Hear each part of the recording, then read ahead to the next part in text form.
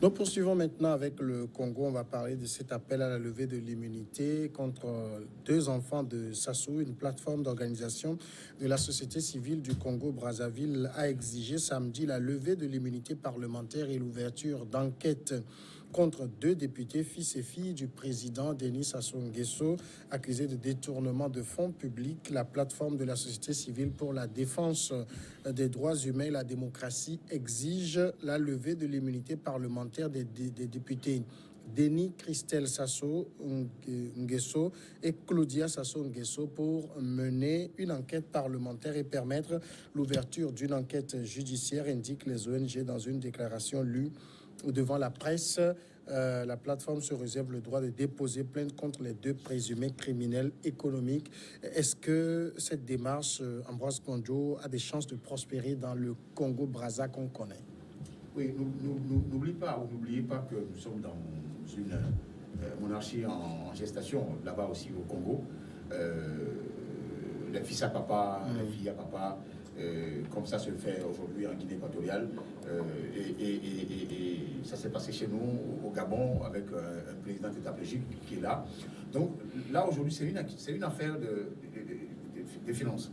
Et quand ça parle de finances, ça touche la sensibilité de certains officiers, certains milieux internationaux qui ne voudraient pas voir les fils à papa, les filles à papa prendre le denier public comme ça, les dilapider et sans que personne ne dise un mot. Vous savez, moi je salue la société civile, les 10 organisations qui ont fait ce travail-là. Ils ont eu le courage de monter la barre très haut dans un pays où la France domine à visage découvert, avec un Sassou Nguesso qui était président, qui était reparti après une guerre, qui a amené les Souba et Goulela au pouvoir, et après ce monsieur est revenu par le touchement de la France, toujours la France. Donc, les Souba étaient démocratiquement élus. Hein? Oui, mais on l'a démoli. Parce que la France ne voulait pas un président démocratique pour pouvoir couper ses intérêts au Congo. Donc aujourd'hui, je crois que c'est de bonne guerre si les ONG de la société civile réclament la tête de ces deux messieurs qui, dit-on, ont une immunité parlementaire. Et ça aussi, c'est la nouvelle donne maintenant en Afrique pour protéger les pilleurs qui sont dans le clan. Il faut leur donner l'étiquette de député ou de parlementaire pour les protéger. Mais il est toujours possible de lever l'immunité, hein, ça c'est. Mais c'est quelle majorité qui va lever l'immunité? La majorité dans ces pays souvent sont acquises au pouvoir, et comme on le voit ailleurs, soit c'est des alliés ou soit c'est des gens qui sont du parti au pouvoir, qui reçoivent des consignes et qui ne votent que sur les consignes. Donc je crois que quoi qu'il en soit, c'est une brèche qui est ouverte là pour les ONG internationales, Transparency et comment Global Witness. Global Witness. Il y en a encore une en France qui vont se saisir de ce dossier, comme on en fait aujourd'hui à Torino, Théodorin ou bien. Et ça va bientôt descendre au Gabon et ensuite arriver au Togo. D'accord. Adam, ici, il s'agit quand même de deux enfants du chef de l'État. Est-ce que le président va livrer sa progéniture comme ça? Vous savez, moi, quand j'ai appris la nouvelle, je me dis que c'est un grand pas de franchi au niveau du Congo. Pour ceux qui connaissent bien le Congo-Brazzaville, c'est un grand pas de franchi. Vous prenez un pays où vous ne pourriez pas avoir une presse qui est contre Sassou Nguesso dans ce pays. Il n'y en a pas. Il n'y en a pas. Et aujourd'hui, lorsque vous voyez des regroupements, et que vous voyez, et d'ailleurs même, de toutes les façons, celui qui contrôle la presse là-bas, c'est l'un de ses fils. Donc, il n'y a pas de raison qu'on puisse quand même dire. Mais voyons donc des organisations qui quittent au Congo-Brazzaville et qui dénoncent publiquement le fait qu'on lève l'immunité de ces deux fils-là. Je rappelle que la fille même, c'est elle, la directrice de communication de Sassou Nguesso dans la présidence. Et le second, c'est lui qui dirige carrément la société pétrolière au niveau du Congo-Brazzaville.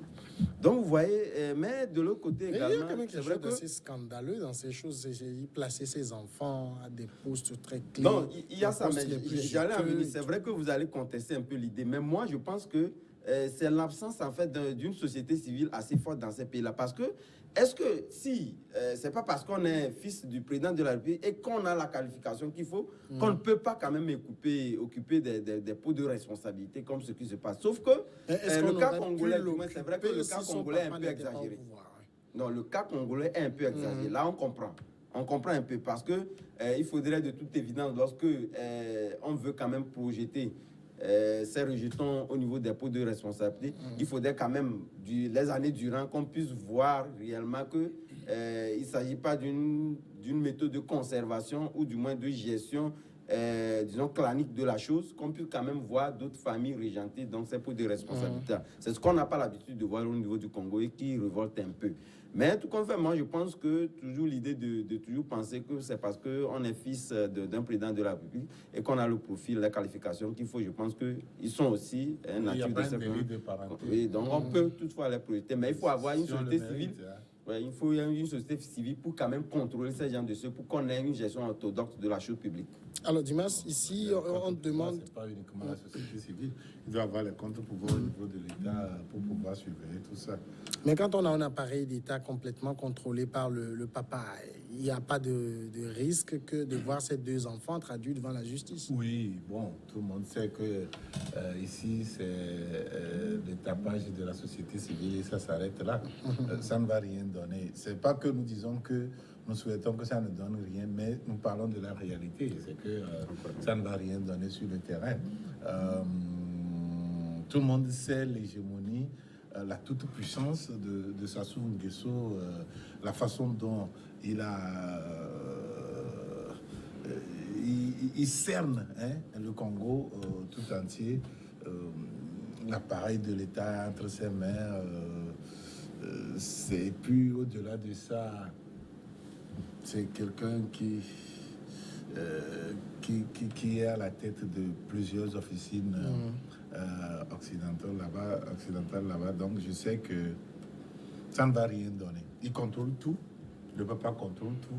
Donc pour le moment, les enfants seront sains et saufs. Mais quand la lettre est lancée, souvent, vous voyez, la plupart du temps, au niveau des pays occidentaux, c'est eux qui récupèrent entièrement et que les déplacements, eux-mêmes le sachant bien, parce que vous n'êtes pas sa femme était inquiétée au niveau des États-Unis. Pour ceux qui ne s'ouvrent pas bien. Si vous prenez Théodore Obiang Bazogo, c'est quelqu'un qui, en même temps qu'il cerne son pays et qui dirige son pays en bras de fer, c'est quelqu'un qui conteste les intérêts occidentaux. Oui, tout à fait. Donc il développe entièrement son pays. Et là, il est combattu de l'extérieur. Et donc, mais quand on prend un Sassou Nguesso, par exemple, c'est quelqu'un qui est carrément... C'est un valet de l'Occident. Oui, c'est Alassane Ouattara de l'Afrique centrale. Oui, mais ces aspects aussi sont éducateurs. Vous voyez, par exemple, lorsque vous prenez Obiang Nguema, compte tenu du fait qu'il sait que ses intérêts sont menacés, le fait qu'il prend une position un peu distante par rapport aux pays occidentaux, lui-même aujourd'hui ne se fait plus traiter à l'Occident. Il a fait en sorte qu'il a créé un grand centre de santé chez lui où il y a les compétences qu'il faut pour éviter à ce que lorsqu'on va l'évacuer dans d'autres pays, le problème, ne soient pas inquiétés. Donc c'est éducateur. Le problème très souvent, ce n'est pas obligatoirement le centre hospitalier qui fait problème, c'est celui qui doit te traiter. Alors quand on est bon, ça va avec, on prend tout le monde à l'interne comme des ennemis. Donc, si je parlais de Sassou Nguesso, si nous prenons par exemple l'une des filles qui est mise en accusation, du moins qui est accusée, contre laquelle on porte l'accusation, ou bien contre qui plutôt on porte l'accusation, c'est Claudia Sassou Nguesso. On l'accuse d'avoir détourné 40 millions 20 millions de dollars, 12 milliards de francs CFA pour acheter un appart dans le Trump Hotel & Towers. Et donc, vous allez me dire que Claudia Sassou Nguesso a fait toutes ces dépenses sans que Donald Trump ne soit au courant. C'est un appartement qui appartient à... Lui, c'est un homme d'affaires. Bon, maintenant, comment vous faites ça avec... En même temps, il va protéger ses clients. Oui, bien sûr. Quand il a mis les appartes là-bas, c'est pour vendre. Mais on a dit aussi dans ces dossiers, dans ces casseroles, il y a des révélations qu'il n'a pas pu protéger. Hein. Donc, Donald Trump. Mais l'histoire là-bas à l'interne. Mais en Afrique, qui vous regarde? Mais ça fait inquiéter quand même. Mais au-delà, Ambroise.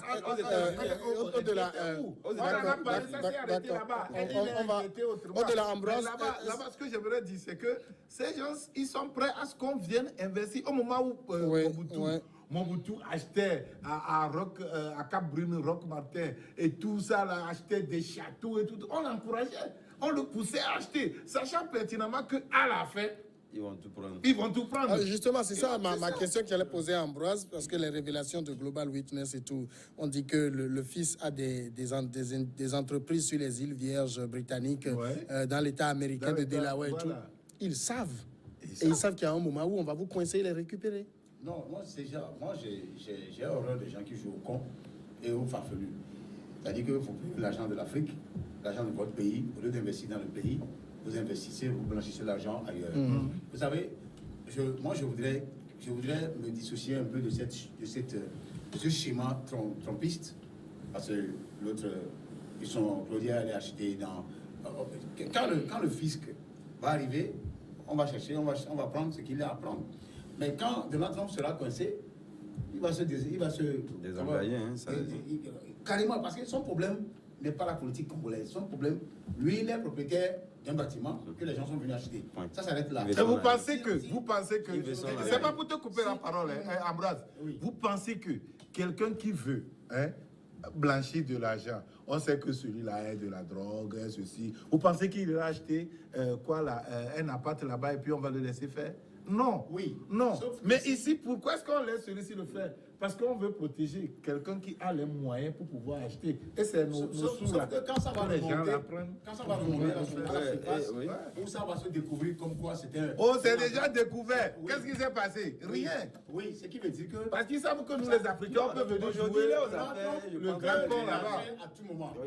Parce que il ne lâchera pas. Attends, je te dis. Il ne lâchera pas. À quelques mois des élections présidentielles aux États-Unis. Et c'est cette période-là où les dossiers même sortent. Je te dis que les démocrates sont prêts maintenant à prendre. L'Afrique, personne ne nous regarde. Et brandir comme des motifs. Personne ne nous regarde.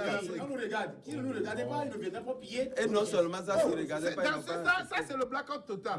Et tout, c'est à chape de plomb. Malheureusement, s'il s'agit de venir piller l'Afrique, c'est la chape de plomb. D'accord. Oui, malheureusement. On va aller à la pause et on revient terminer.